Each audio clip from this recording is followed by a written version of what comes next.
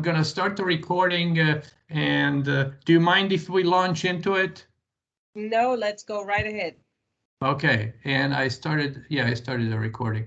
So last time when we met, we ran a simulation. We had about 10 people responding to a Mentimeter session, and we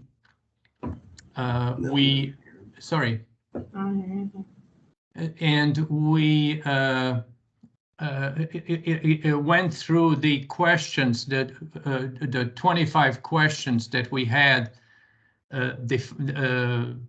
designed and discussed and so forth in the five categories that we had defined. So just wanted to show you how this stuff is processed, because the Mentimeter records a session. So these are the results from the Mentimeter sessions that we've had so far.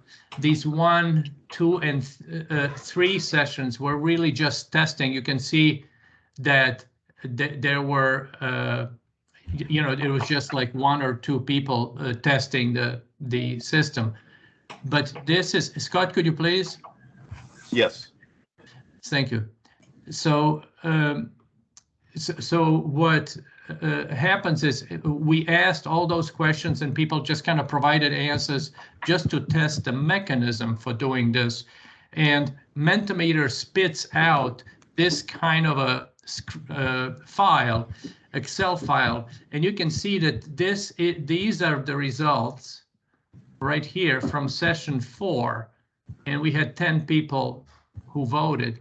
And then they record, these are the answers that they provided to these different questions that we had. Is it zoomed in enough so people can see? Is anybody unable to read the? Yeah, that's better, Cello. Okay, so this looks kind of convoluted. So what I've done, then I've extracted the data for this session 4 into a file that looks more like this, which is a table, an Excel table that includes all the statements, the category, and then the number of votes that were strongly, all the votes, all the responses were on a Likert scale from strongly disagree to strongly agree. So this includes the session number in the column A, session date in column B, statement, the category, and the responses. So in the last meeting, Ramona suggested that she might run different sessions with different groups. So this would allow you to have the several sessions in the same. This would allow you to have the several sessions in the same file here, that gets spit out by Mentimeter, but the summary of that can also include the session, so you could look at all the sessions. I'll show you a little bit later. So this is what this was the raw file that spits out of Mentimeter, but it also provides this kind of overview for, they say question. For us, it's really categories. As you can see here, this is leadership and vision. Mike, you're going to have to get a little bigger screen, Mike Sweeney. Can you see this? Yeah, I can see it fine. Okay, good. So you can see that these are the same. This is the same data, but kind of arranged in a different way. And this is specific to a session 4. So each session would have a worksheet like this. And Cello, if let's say Ramona works separately with 2 groups, but then she wants to look at the composite score, you could have session 4 plus session 5 and get that composite score, right? She would get a worksheet for each session. So this here, it says session 4. So she would get a worksheet for each of the sessions. So then she would then use the same mechanism, and which is paste link basically, to add that data to expand this summary table, because everything is keyed off a table. Reason for that is that if people wanted to use, let's say, Power BI or something like that, or even when what I'm using here is Excel tools, they work off something that's defined as a table, not just data that looks like this, but it's not in Microsoft view. It's not really a table. It's just how should I say, cells with stuff in them. So this would have what she would do is she would add this content, or let's say if she had session 5, she'd had the workshop, she would just append that to this at the end of this. Does that make sense, Scott? Yeah, and then you have a different table that would be kind of some combining, right? So no. This would combine, because you would take, right now this pulls the data out of this summary table, pulls data out of session 4, and then it says I got it from session 4. She would have to use the same macros basically, the same mechanism to just say pull data from session 5, and then she would have an equivalent to this, but it would have number 5 in A. Okay, so then you wouldn't have 4 plus 5. Yes, you would. Oh, okay. No. You mean if you wanted to look at the data? No, you're not to the reporting yet. No, I'm not reporting. Yeah, this is just the source, the data source. That's right. Understood. So okay.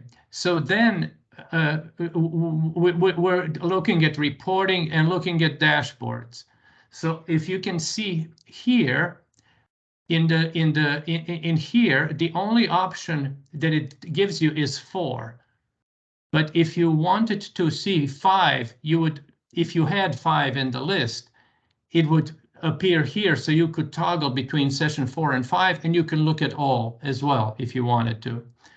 So this is instead of doing the dashboard in Power BI, this time I would propose, this is what it would look like if we use only Excel, which is a lot easier to distribute, which is a lot easier to I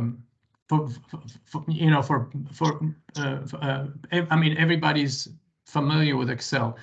So you can see that this dashboard, it allows you to slice through the data. So right now, what is selected here is executing change, right? But if you click on employee skills, it will change the content here. It will change the graphs. So you can go and toggle through these different categories and see what were the scores for each category. I'm gonna just slow down and stop now and see if there are any questions. So Cello, if you wanted on session 4 on this report, could you say you also want to include session 5 and the graphs would combine those two? I can set up the slicer so it includes each, and I can also include all. But the problem is, and I can show you what the issue is, if I select all, you have so much data that the graph is going to be really big. You see, let me do it. But for each question, could you see the combination is what I'm saying? You mean for each category? Yeah, you could do that. Well, or even each question within a category, can you see, I mean, I'm beating this to death, but could you see session 4 plus session 5 and what the composite score is for that question? We could set it up. If you select all, I'm going to deselect it and go back. The two things happen. The graph becomes a little bit busy, as you could see, and in short, it can be done, provided such an option can be provided, and the underlying mechanism for producing these things is not very different in Power BI than in Excel. So if we were using Power BI, it would not be very different. And this was sort of just an initial cut at making these things. So if, for example, you wanted to, we can add different, like the kinds of things that you mentioned. If people tell me these kinds of things, this is what I'd like to look at, I can set up a slicer and a view that will make it happen. The other thing is, you see, is managing the real estate, because when I on the screen, because when I said now it's all kind of, but when I selected all, you see the list of labels is here, and then the graph covers it. You know what I mean? Yeah. So it makes it a little bit, it makes it, I'd have to figure out how to manage the real estate of the screen to be adjusting to different slicers. But it all can be done. And this is just one dashboard. You can have as many dashboards as you like. So this was the first dashboard that I made, where you can look at categories by themselves. The second one, I included a view of sort of that's a little bit different. It looks at percentages, right? So here you would, see a different view of each, for this category change process, how they responded. And there's also, I had a little dashboard that shows for all the questions, how many answers were strongly disagree, and then disagree, neutral, agree, and strongly agree. So, and I can add these types of slicers, especially if people review this and they tell me, well, these are the things that are missing. I can certainly do that. So, but I want to kind of stop for a second and see if, what people think about this. Ramona, what do you think? So for me, I like the fact that we can actually get this data in this format, because then we can keep historical data and see how our change management initiatives or our workforce and organizational culture initiatives change the perspective as we move through the year or through our process. Yes. Yes. And what this thing right now is just the assessment. If I can just pull up a different graph to show where we're at. Yeah, because this also allows you to see where you need to work on the most. This could inform your process for moving forward. That's correct. So Okay. what we were, this is sort of the overall map of how we would walk. The current version, I'm still kind of tweaking it and making small changes to make it more user friendly. But basically, and working with Scott on this, and so we have kind of preliminary planning and initial improvement process where we define what we want to do, vision, goals, scope. For example, for you said procurement, selected business process. kind of talk about what the key challenges are, define the team and all this stuff. Maybe like what DC was doing, conduct training of the core team on the processes for improvement, define communication strategy, obtain commitment, and then we actually kick it off. And we can decide to go and only do the people side and then see what kind of change, you know, it may be required to address those things. Or we can go this way, straight down, and then we start looking at describing the process, assessing the characteristics of the process itself, the business process, the technology. Then we start modeling the details, designing the 2B. And when we design the 2B, we can also leverage the results of the people assessment and take into account how we want to change the process. And then define the change and improvements in terms of process and technology, provide that scope, information about that scope, and then we get into this assessment that we're right now. So we're talking about a specific change, not a change in general. So we're, you know, how do you feel about these changes to procurement? Not sort of like, you know, how do you feel about change in general? Does that help at all, Ramona?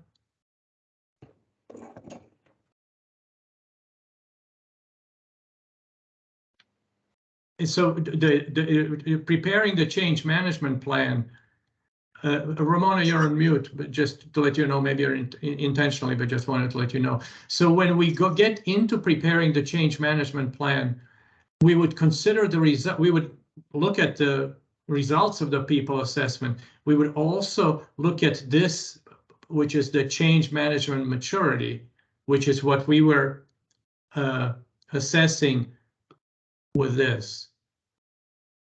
So Cello, just to summarize a little differently, or maybe sort of the same, is that before you're doing the change readiness maturity, you've already identified a specific improvement relative to a business process that you want to do. And so that's a real important thing. You're not doing this at the very front end. You're doing this after you've been through the other maturity assessments or whichever ones you intend to do.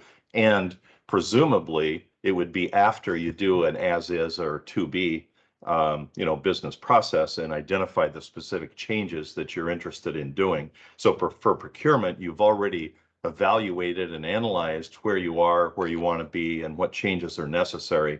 And you're putting that into a change management plan, and then for improvements, and then you're doing the assessments of that. Now you could, like Ramona was saying, you could say, do the readiness assessment, and you see where the major gaps are that you want to go back and you know, fix or correct or address.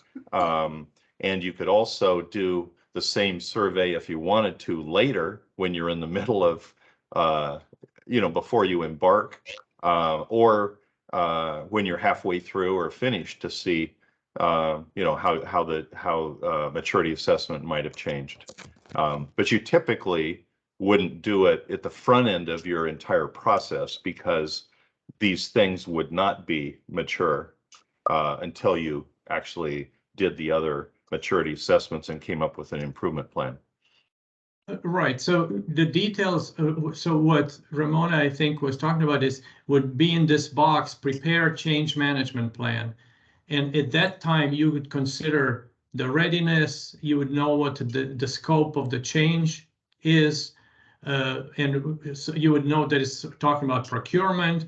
You would know all these things when you would go in and define. So what the next step would be is, once we test and we're happy with this readiness assessment, then it's a matter of mapping, how do you actually prepare the change management plan? How do you consider all this, and how to then implement that change management plan?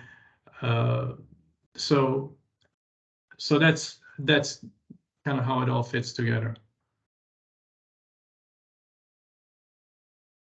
And what would be the next step is also defining in detail about how to go about this, because everything I've talked about before in that spreadsheet with Mentimeter and all that was all in this box.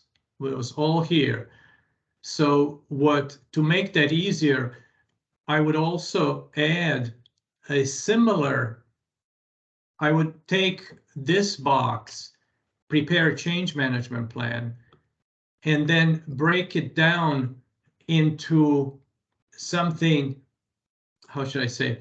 I would take this box, prepare change management plan, and break it down into a diagram that's similar to this whole thing. Does that make sense?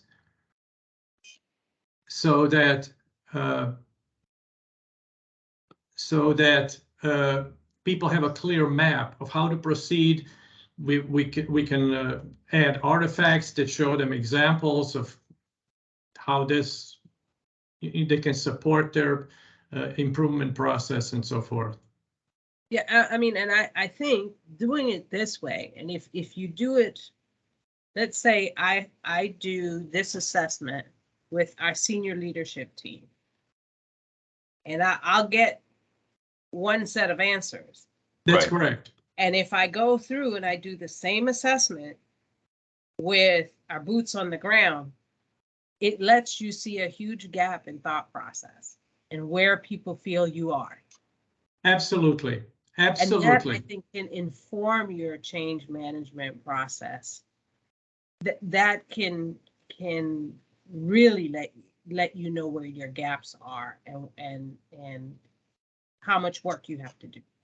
That's correct. And so in this session, in this case, I only had one session to work with, one real sessions. The other one were just tests of what just one person, me or Scott pinging this thing. But if we run another session, I'm going to build additional ways, and we can have at our next meeting, before our next meeting, I can provide in advance. I'll provide this spreadsheet in advance anyway, and then if people can start thinking about things that they would like to see in the reports, the things that they would like to see in this kind of these tools, that they can provide me a list, and I can put a list like that. I will put together a spreadsheet where you can each person post it to our common space, and then each person can go in there and say, start adding, so that I have a list of requirements that for this tool that would meet the needs, like the things that Scott was saying. I want to slice it in all these different ways, and you say, I don't want to look at it, compare the difference between different sessions. We can have, like when we look at this graph, instead of having just a single bar here, we can have a bar that shows the number of responses, strongly disagree in session 4, and then add the session 5. You see what I'm saying? Yeah. So then you would see exactly, so you could see that for session 4, the bar is, much taller, and for session 5, it's much shorter, and you could see the difference in distribution. It's just an idea. And also, this will be an iterative process. So if you give me the requirement and I put together, the draft report, it may not be exactly what you want, but as we move through, and especially if you start testing these and say, well, this looked okay to me originally, but now that I'm working with it, I would need to change it in this way. That's why we call it a pilot. Then we're going to go and adjust it so that the tool can improve as we go along with successive versions. So Cello, I have a question for you. Sure. But first, so session 4, let's say that's your executive team, Ramona, and then session 5 was boots on the ground, and you could see those side by side, and then you can identify what the gaps are that you need to address, let's say. But my question, well, does that make sense, Ramona? I mean, that's kind of Yeah, obvious. I think But- that makes sense. And I think one of the tools that I would like to see is maybe we say, okay, for our bureau, we're going to have 5 sessions. We're going to have senior leadership. We're going to have, or let's say we'll have executive level, then we'll have senior leadership, then we'll have mid-management, supervisory, and boots on the ground. And what would be nice is if we could see these results for each one and overlay one on top of the other to see which groups are aligned and which aren't. That absolutely. I will. I'll have to generate another session. You know what I mean? I have to. Right. I have to generate another session, play around with it, and then make specific things that take a first cut at it. Right. And right now, it's really just my first attempt to put together. So my question, Cello, is that what you're doing is preparing some standard reports, let's say, some standard reporting using Excel, right? Yes. Which, based on the input from the team here. But is it true that if somebody is skilled at using Excel, that they would be able to produce other reports, that might be tailored to what their specific needs are? Yes, this is Excel is so broad that anybody can change this, and there are some really good things about it, and there are some drawbacks. And that is that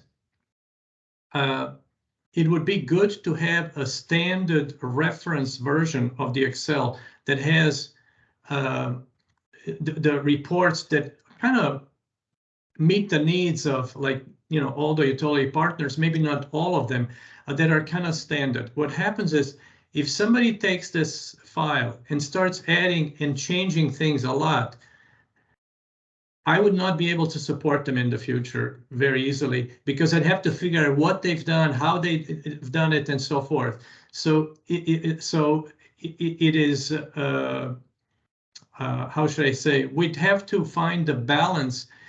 If people just add worksheets, we have all these worksheets at the end, they can add worksheets and have their own reports to their heart's content. But if they start making modifications in the things that are here already available for everybody, then it becomes sort of, I used to work for a software company, kind of an issue of code management.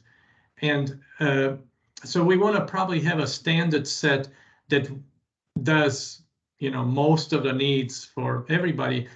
And always, like you say, always people can add their own stuff. I would just suggest that they add it at the add new worksheets rather than changing the existing worksheets. Does that make sense?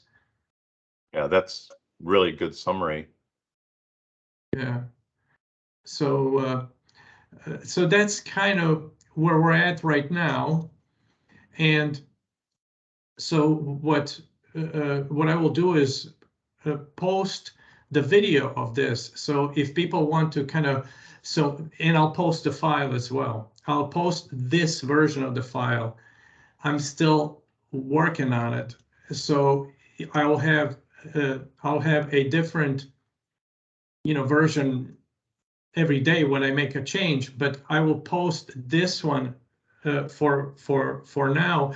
And then if people either look at the video or if they take notes now or have ideas of what they would like to reports or functions or things that they would like to change, we can I can make the changes between now and the next meeting in 2 weeks. And then 2 weeks from now, we can split the meeting into 2 parts. We can have first part where we test, because I need, a group to test this all with. And then we also can start planning ahead to move from this box, which is where we are right now today, main topic, to saying, okay, now that we have to prepare a change management plan, we're going to have input from the people assessment, we're going to have input from change management, but we'll also have the scope of change, you know, all the things that we have to. So there may be things that organizationally have to be done. And so we can then start mapping the similar diagram to this that just expands this box here, prepare change management plan, so that people have a full set of guidelines of how to move through this.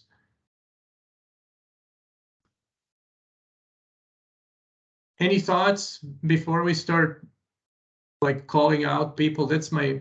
Yeah, no, I like the direction that we're going in. I really do. Okay, good. Now, the reason it is a lot easier to distribute this than to distribute Power BI, and my concern about the types of things that I can make happen here, that anybody can make happen here in Excel, are not.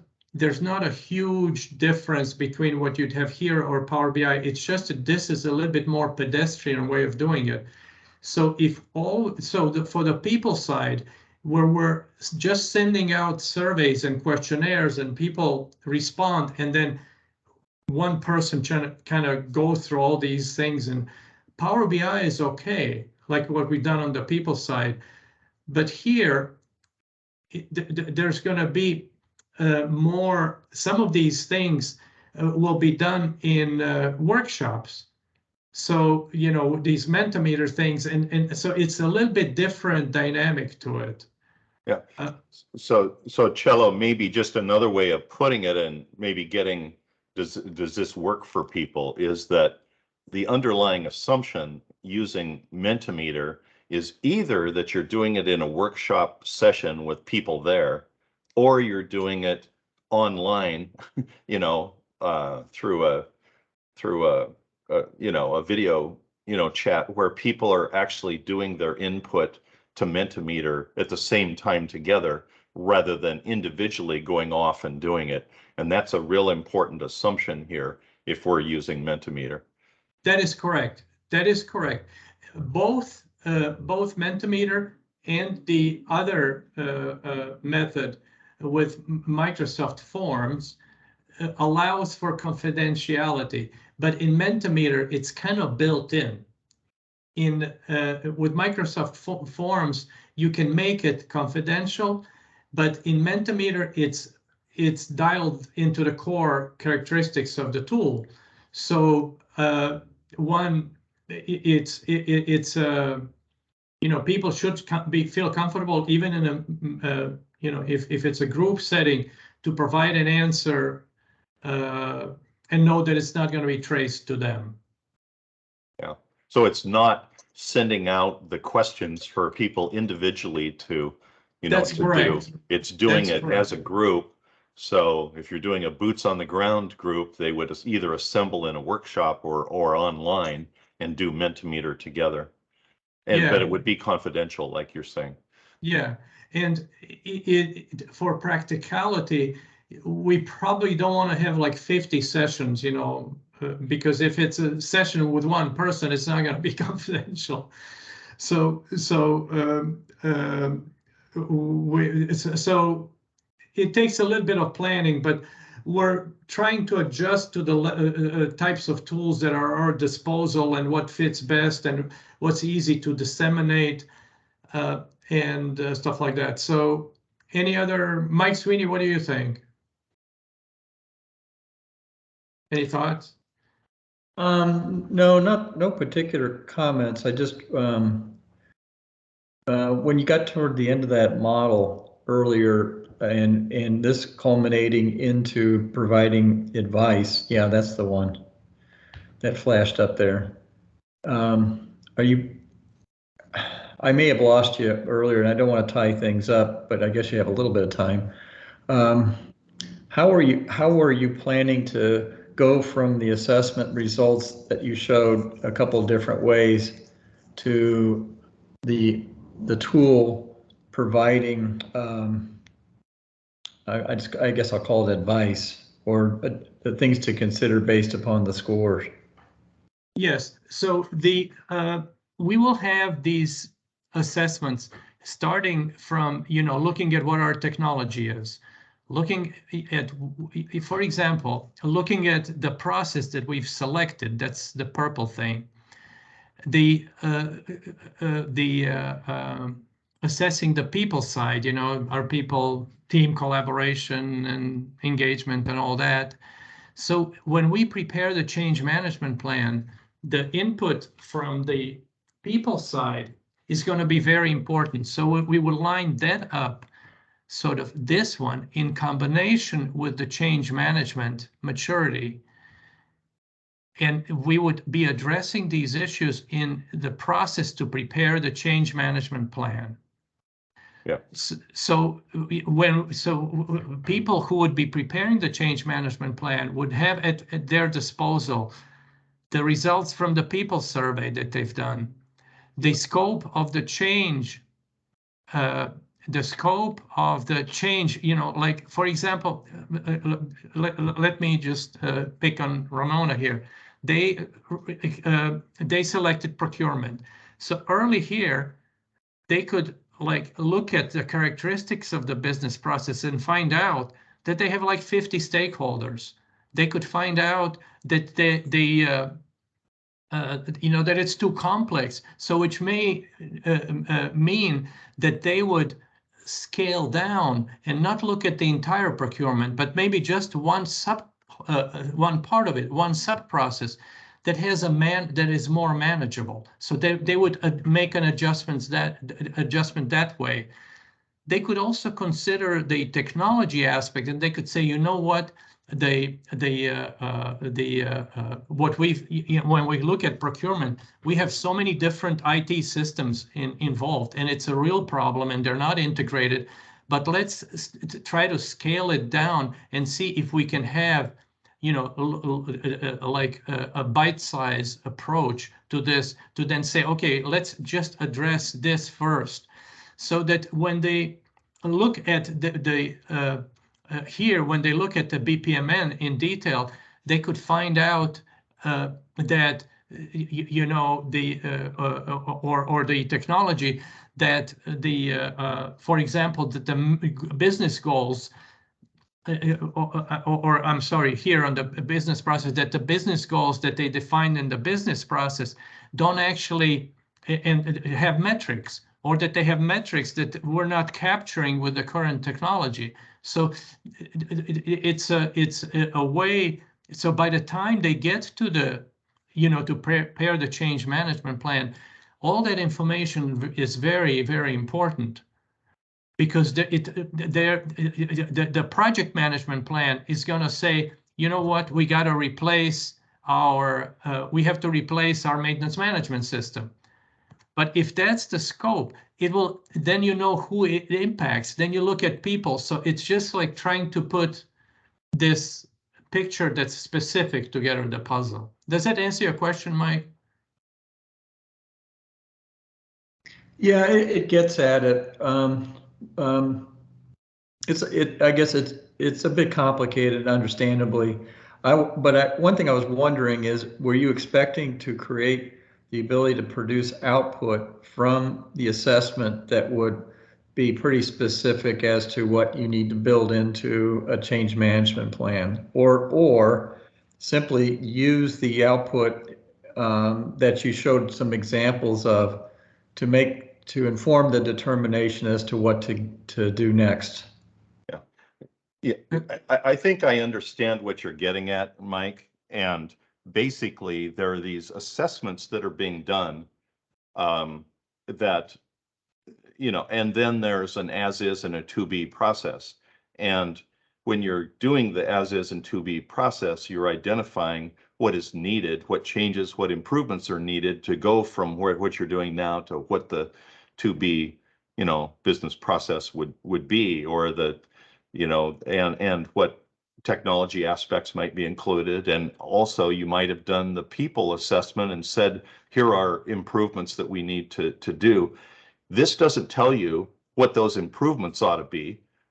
That's a process that you have to go through, presumably in a workshop type of setting, in order to identify the improvements that are needed and to put together a scope of the changes and even timing, of that. Some you might want to do initially and some you might want to phase over time. So it's a matter of assembling, the business process changes, the technology improvements, potentially the people aspects that need to be addressed, putting them into a plan, a scope of change and changes that are needed. And then when you have that plan, then you are assessing your readiness to change, the change management maturity, to say, are you ready to go implement these things? And you're doing the assessment that we've been talking about today. I mean, that's the logic. And then there would be a change management plan that would have what would the process for that change look like? So that's the underlying assumption. It doesn't tell you what the improvements ought to be. The change management assessment would tell you where have you fallen down in terms of things that you need to address. Like we haven't really identified what the resource impacts are for the change, or we haven't really informed top management about what we're doing, or et cetera. So it assumes that you've already identified the changes and the improvements, and now you're just say, are we ready to go implement that? Gotcha. That was helpful to put that string together. That was helpful. And I guess to add to it is the assessment results will probably reveal, if Yep. I understand the output to be correct, the priorities around it, how strong some of these agrees or disagrees or whatever are, will dictate what may need to happen first, et cetera. Yeah, so each assessment is going to say, what are the major gaps? Like strongly disagree and disagree, Right. and how strong are those, and how and go address those before you get to the change management plan that you develop. So you say, yeah, we need to go, let's focus on, these 5 areas of the business process in terms of the changes and improvements. Procurement is huge. A lot of the other changes are going to be around a sub-process or around something smaller or more manageable than an entire procurement process. So Cello's comment about procurement might be, well, maybe there are 3 kinds of procurement that we do. Let's tackle these one at a time and nail them, rather than try to deal with all of it at once. That I think that was a point that he was making. So you want to scale this so that you can do the improvements and have a change process that's going to be achievable. Gotcha. Thanks.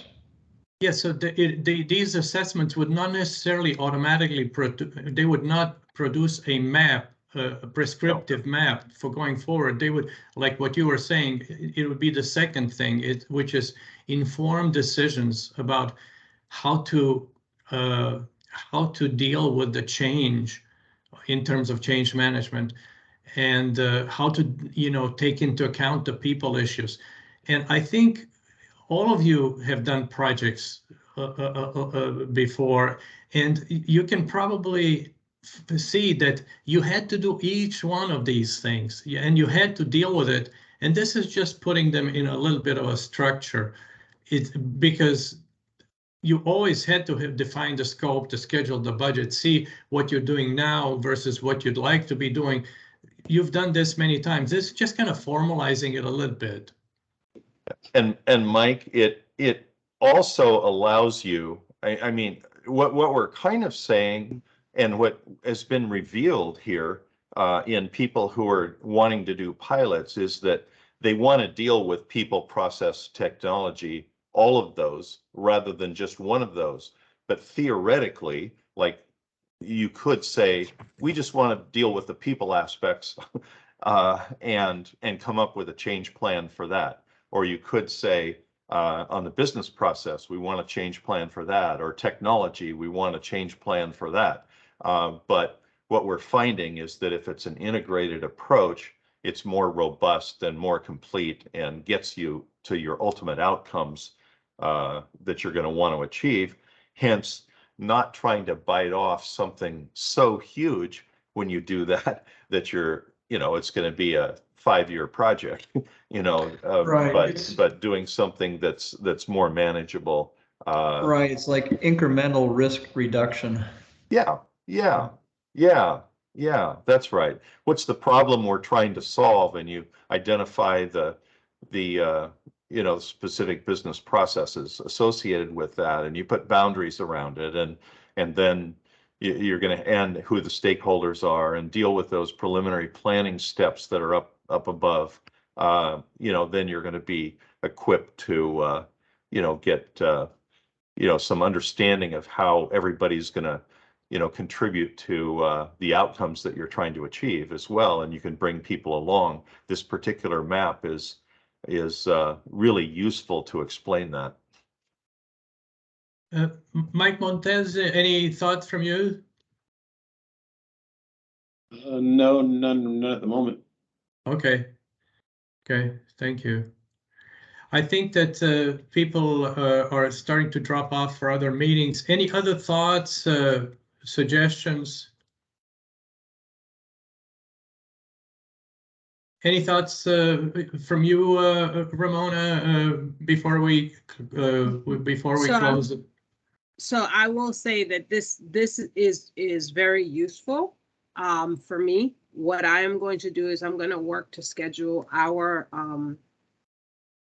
sessions for assessment so that I can then provide you, we can work together so that we can actually do those sessions, and maybe I can give you the 5 different groups of data so we could actually have some real data and see how they kind of model together and what they give us.